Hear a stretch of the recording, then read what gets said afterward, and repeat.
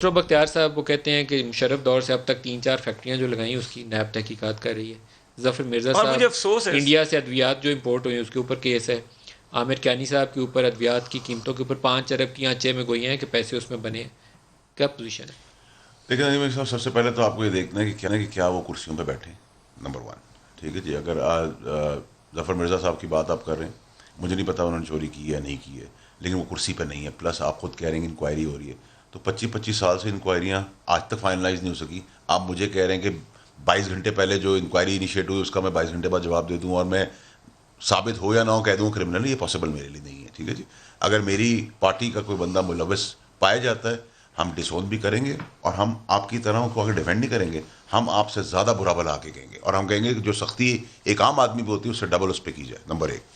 Number 2, آپ نے عامر کیانی کی بات کی. عامر کیانی صاحب جو ہیں وہ آج بھی, آپ ابھی فون لائن پہ لے لیں, وہ کہتے ہیں کہ جی میری جو انکوائری ہے اس کو آپ جلد از جلد کروائیں, اگر کام 15 دن میں ہوتا ہے گھنٹے میں کروائیں.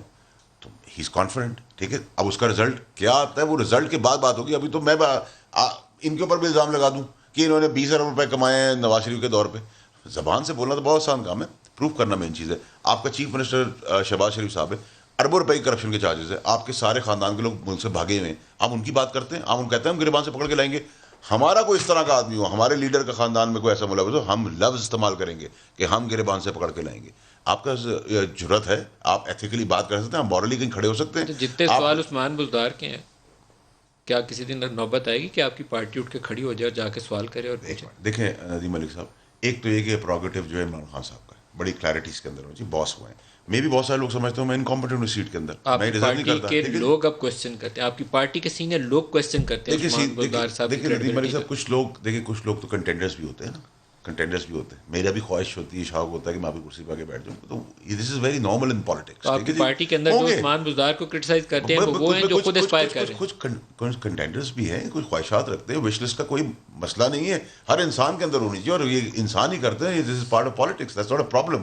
بٹ آپ مجھے بتائیں کہ آج عثمان بزدار صاحب ایک ہیٹ لگا لیں, بشرٹ پہن لیں ہرے رنگ کی, فل بوٹ پہن لیں, پانی کے اندر کود جائیں, اس کی پرسنالٹی نہیں ہے. وہ شایع آدمی ہے, شہباز شریف پھر بھی نہیں بنیں گے. ٹھیک ہے, چلے سر, اللہ کرے نہ بنے وہ شہباز شریف صاحب, پاپڑ والے کے تھرو اور ساتھ گھر نہ کریں. ٹھیک ہے سر, وہ کام نہ کریں سر. ہم